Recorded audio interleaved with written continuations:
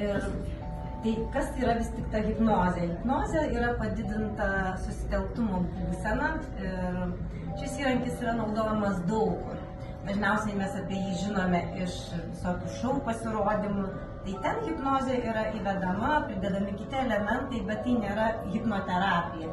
Hipnoterapija yra apie tai, kad žmogus turi klausimą, problemą, jisai suranda priežastį ir ją išsisprendžia. Ir tai yra greitos transformacijos terapija, pokyčio greito terapija. Kodėl? Todėl, kad ten nėra protas įjungiamas, ten yra emocija, einama per emociją.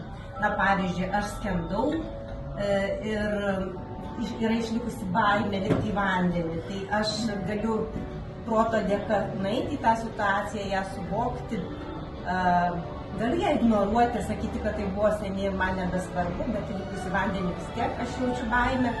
Tai hipnoterapija padeda tą emociją atkabinti, išlaisvinti ir susikurti naują.